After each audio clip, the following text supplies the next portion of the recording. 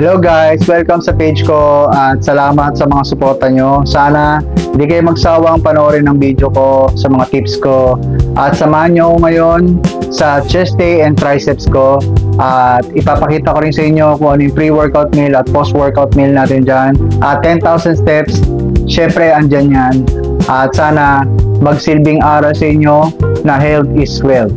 Let's go!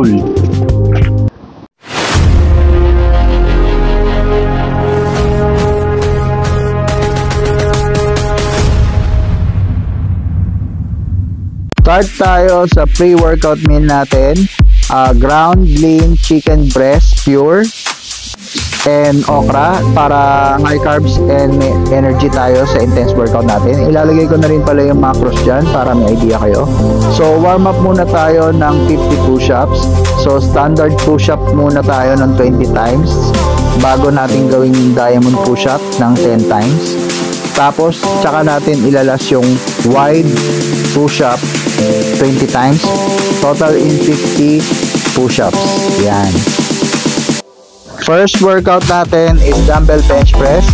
4 sets, 20 repetition at control at squeeze your chest para effective ang ayan, makikita nyo naman.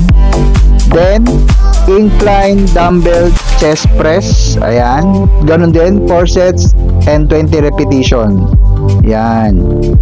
Proper form tayo dyan, guys.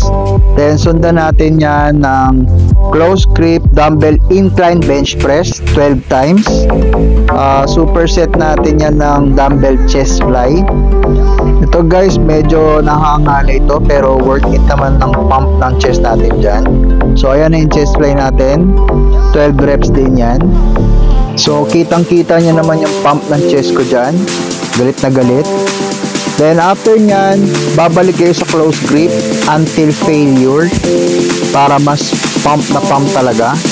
Kaya makikita nyo yung mukha ko dyan, hirap na hirap. Ayan, nakikita nyo.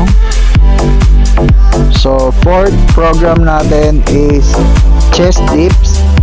So, gagawin natin to ng 4 sets, 12 repetition. Tapos susundan natin yan ng tricep dips 4 sets 12 repetition din. Ayan. So ayan, medyo pagod na tayo dyan, guys, pero dahil sa high carbs ang kinain natin, meron tayong sapat na energy. Then last workout natin is dumbbell kickback. So 4 sets and 12 repetition din yan. Tapos flex muna tayo bago tayo mag 10,000 steps. Ayan. So ayan na nga yung 10,000 steps. Brisk walk po tayo para mas effective. Chest out, stomach in. Ito na nga yung record ng 10,000 steps natin. At 4 days to go para makumpleto natin yung 3 week streak natin.